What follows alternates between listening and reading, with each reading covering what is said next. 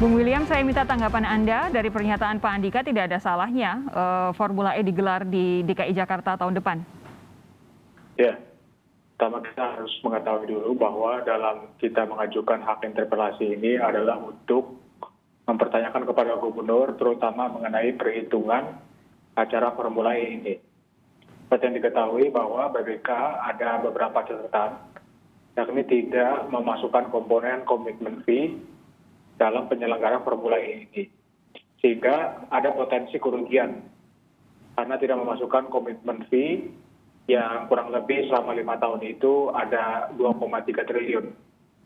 Dan menurut kami juga ada beberapa komponen lain, misalnya komponen bank garansi, yang setiap tahunnya kan pasti akan kita bayarkan biaya-biaya untuk penyelenggaraan ini terus berjalan. Intinya ketika kita menghitung seluruh komponen, ada potensi kerugian. Jadi kita ingin mempertanyakan kepada gubernur secara langsung untuk mempertanyakan perhitungan ini. Jika kita mengalami kerugian, tentunya ini akan memberatkan anggaran kita. Apalagi kita sekarang sedang menghadapi pandemi, walaupun pada tahun 2022 mungkin saja pandeminya sudah berakhir, tetapi seharusnya kita pada tahun 2022 fokus terhadap pemulihan ekonomi. Sehingga kita fokuskan anggaran APBD DKI Jakarta untuk memulihkan ekonomi. Oke, Anda tidak melihat Formula E itu sebagai cara untuk memulihkan ekonomi DKI? Saya tidak pernah melihat hitungannya secara langsung. Bagaimana hitung-hitungannya, bagaimana Formula E ini bisa menguntungkan warga masyarakat melalui hitung-hitungan ekonomi. Selama ini kita hanya mendengar narasi, kita hanya mendengar klaim bahwa ini akan menguntungkan. Tetapi perhitungan aslinya bagaimana acara ini bisa menimbulkan multiplier effect kepada masyarakat, itu yang menurut kami belum pernah disampaikan kepada kami. Oke. Oleh karena itu kami mengajukan hak interpelasi untuk membahas ini semua. Pak Andika, saya minta tanggapan Anda. Sejauh ini belum pernah ada hitung-hitungan apakah Formula E betul-betul akan memberi multiplier effect yang maksimal untuk warga DKI Jakarta. Baru klaim saja katanya.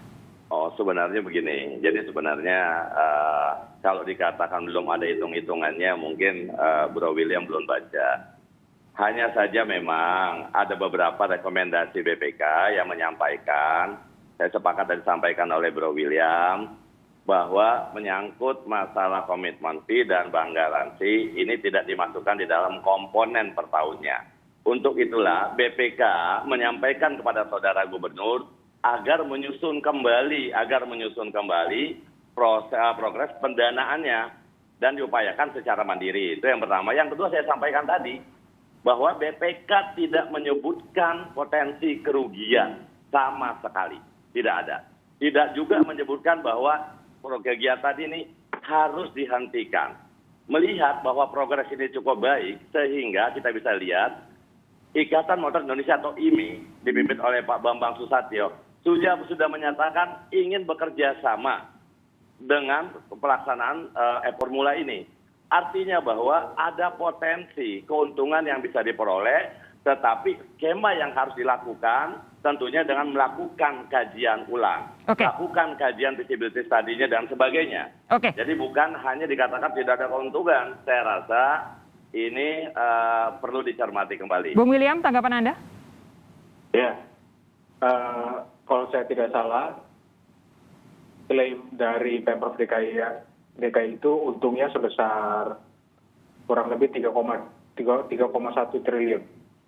Sedangkan kalau kita masukkan komponen komitmen fee dengan bank garansi, kira-kira itu sudah mencapai sekitar 4,48 triliun. Jadi kalau kita kurangi misalnya, maka secara matematis kita akan rugi sebesar kurang lebih 1,36 triliun. Nah, sekali lagi yang dikatakan oleh Pak Andika bahwa akan ada multiplier ekonomi, bahwa akan ada swasta yang ingin berkontribusi. Menurut saya saatnya kita membahas angka-angka. Jangan kita membahas persoalan yang menurut saya masih bersifat narasi. Karena acaranya ini sudah mau tahun depan.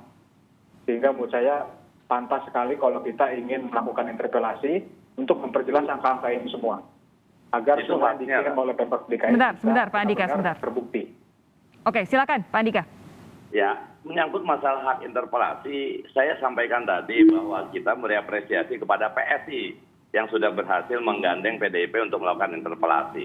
Saya sepakat juga, tapi terkait masalah ini kita berbicara masalah angka-angka.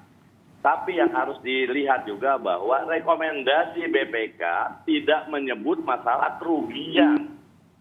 Kalau yang dimaksud adalah proyeksi siapapun juga bisa melakukan. Apalagi organisasi atau lembaga yang mempunyai kepentingan yang berbeda.